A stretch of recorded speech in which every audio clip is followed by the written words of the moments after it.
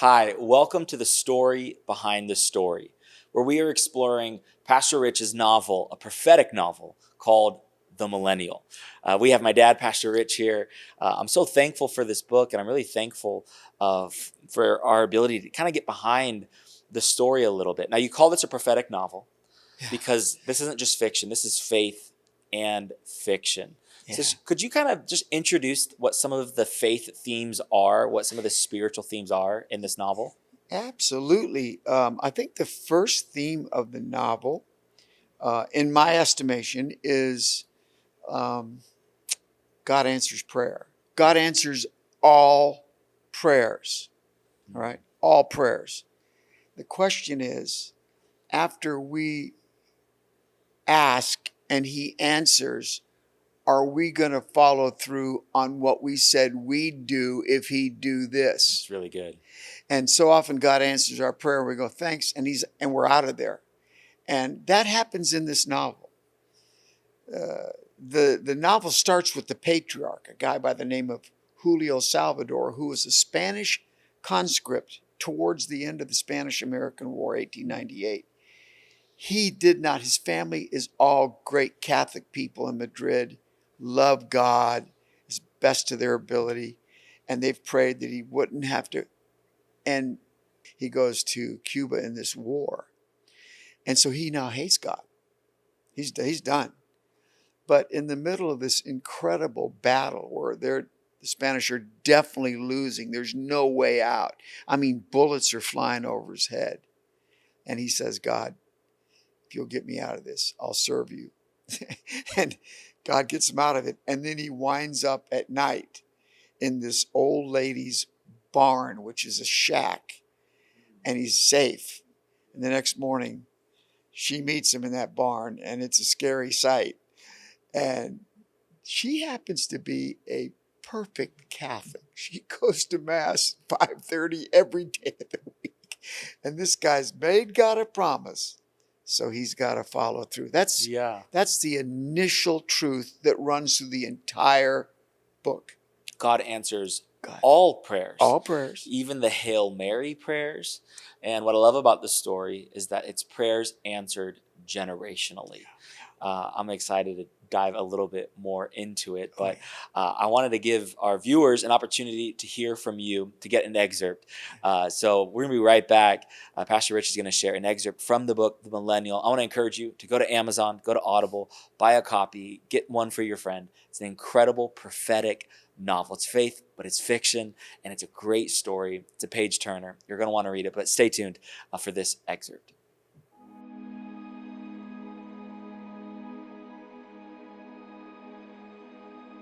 Thanks, Taylor. Let's move about 35 years into the future here in the book.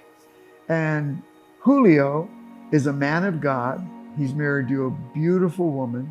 They love the Lord. And he is the president of all of the railroad system for Mexico.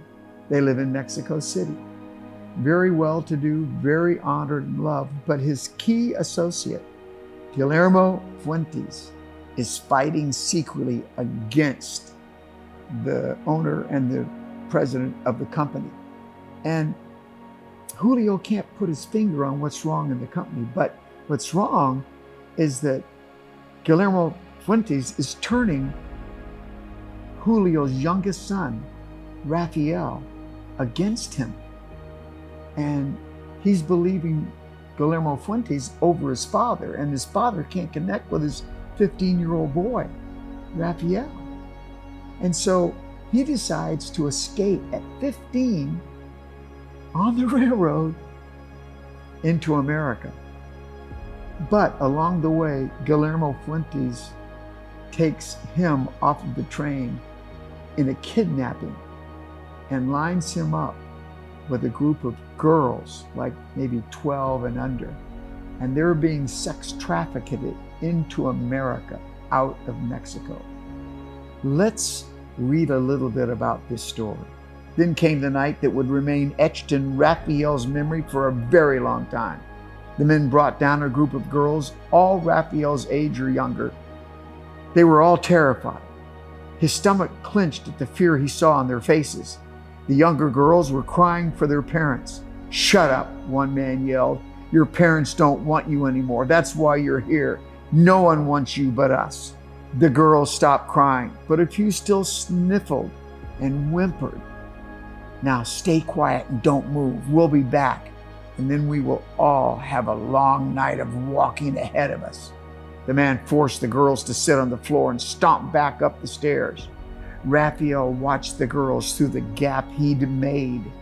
One of the older girls studied the room. When he saw her eyes focused in his direction, he stuck his fingers out of the gap and waved them.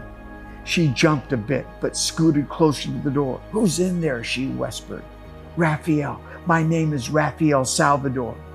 "You're the boy who's missing," her voice raised until he shushed her. "Is there a key in the door lock?" "Yes." "Can you open the door? We can all escape together. I know a way out."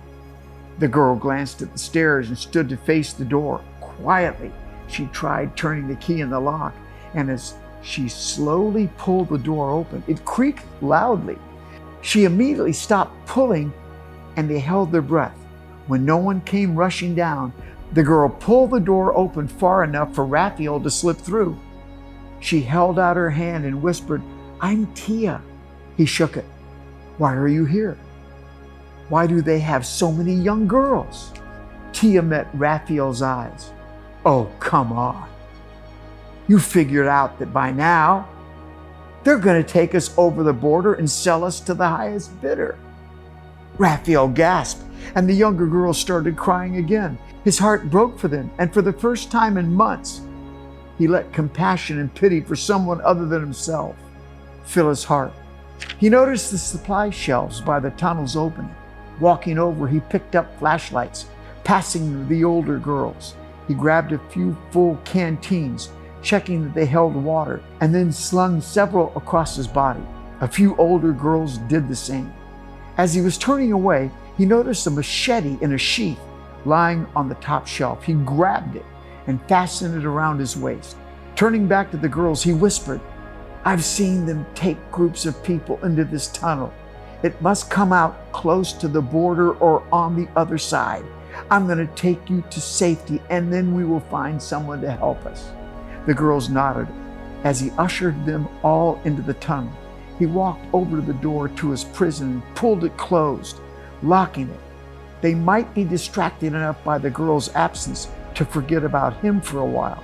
Raphael, Tia, and the rest of the girls walked for hours. They took breaks when the little ones had to stop, and then they would carry them on their backs for a while. They listened for sounds of pursuit, but it never came. That worried Raphael.